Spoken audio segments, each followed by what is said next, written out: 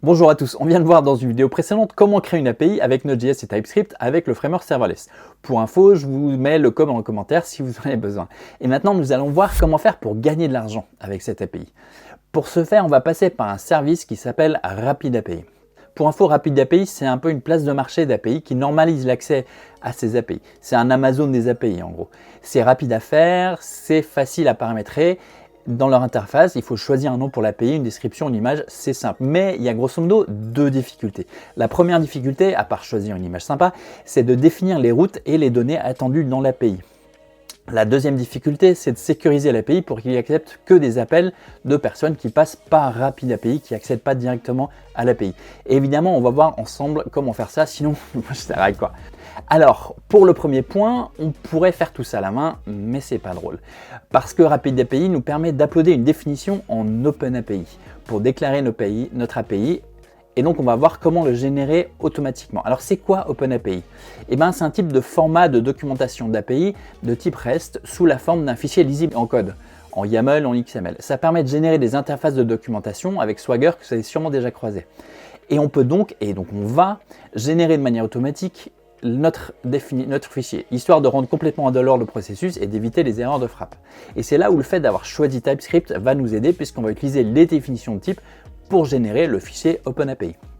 Pour ça, on va installer un module NPM qui s'appelle Serverless OpenAPI Documentation V2 et donc faire yarn add -dev serverless-OpenAPI documentation V2.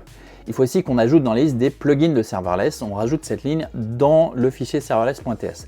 À présent, il y a deux choses à faire. On va rajouter une déclaration documentation dans la section custom du fichier serverless et aussi dans la fonction elle-même. Ici, dans le fichier serverless, comme vous pouvez voir, j'ai utilisé une notation ES6 qu'on peut utiliser quand la clé et la variable ont le même nom. Donc ici, plus haut, j'ai défini mon import de fichier documentation comme étant une variable de nom de documentation. Du coup, je dis le champ documentation, c'est documentation. Donc au lieu d'écrire documentation, documentation, la syntaxe ES6 me permet juste d'écrire documentation, virgule. Si on va dans ce fichier documentation, on voit que c'est simple. On y déclare surtout les modèles, c'est-à-dire la forme des données en entrée ou en sortie. Et comme on a déjà défini nos schémas, on a juste à les importer dans notre déclaration et à leur donner un nom. Et pour faire ça proprement, je fais un objet clé-valeur avec mes schémas en utilisant la même combine ES6 avec les noms de variables et je fais une fonction pour transformer tout ça en tableau de modèle au format attendu par OpenAPI. Et donc c'est le nom, par exemple ici, HaversInRequest, auquel on va faire référence dans la documentation de la fonction. Allons-y d'ailleurs dans la documentation de cette fonction, c'est relativement basique. On définit la forme de ce qui est en entrée avec les request models et donc on définit les différents cas de sortie, donc le cas nominal où tout va bien et les cas d'erreur. Et donc on retrouve ici notre HaversInRequest. Alors je traite le cas d'une requête en post, mais on peut aussi définir la forme des variables attendues en paramètres. Il suffit d'aller voir la documentation du module NPM de la documentation OpenAPI. Voilà, maintenant on a créé notre déclaration, on lance serverless OpenAPI generate. Ça tourne un peu et comme vous pouvez voir, ça nous a généré un fichier openapi.yaml. Si on l'ouvre, ça qu'est-ce que ça donne? Voilà. Et qu'est-ce qu'on fait à présent? On retourne sur RapidAPI et on importe ce fichier pour définir notre API. Et c'est même possible d'uploader le fichier directement par API pour automatiser encore plus.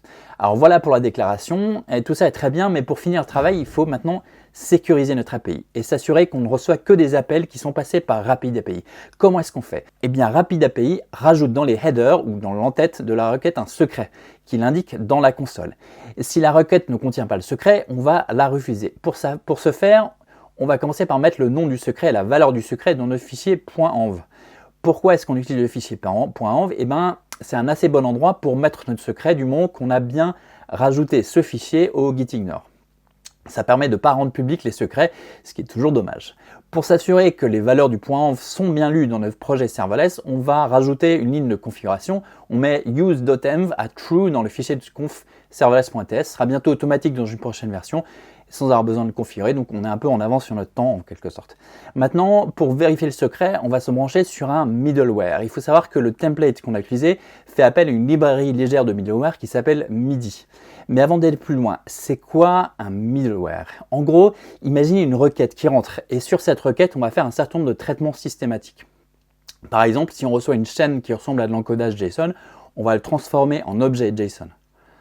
Et puis, dans un deuxième temps, on va vérifier que cet objet, par exemple, correspond bien à ce qu'on attend.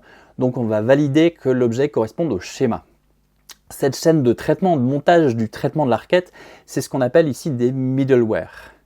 Et donc on va créer notre propre middleware qui va se contenter de vérifier si le secret est bien défini dans les headers. Alors MIDI permet de créer des pré-traitements et des post-traitements, mais nous on va se contenter de faire un pré-traitement, de définir une fonction before, un pré-traitement qui va lever une erreur si les headers ne correspondent pas à ce qu'on attend et ce qu'on a défini dans le fichier .env. J'ai oublié de préciser, il faut aussi intégrer ce code-là dans le middleware général. Un dernier petit truc à faire peut-être, c'est de tester avec l'extension VS Code que tout se passe bien. Et pour ce faire, on rajoute l'information nécessaire dans les headers. Et hop, ça marche, nickel. Voilà, avec ça, on a vu comment créer une API, comment générer automatiquement sa documentation, comment la déclarer auprès de RapidAPI pour espérer gagner des sous avec, et comment sécuriser l'utilisation de l'API. Alors à vous de jouer maintenant, il vous reste plus qu'à créer. Ou sinon, vous pouvez regarder une autre vidéo, encore liker celle-ci et vous abonner.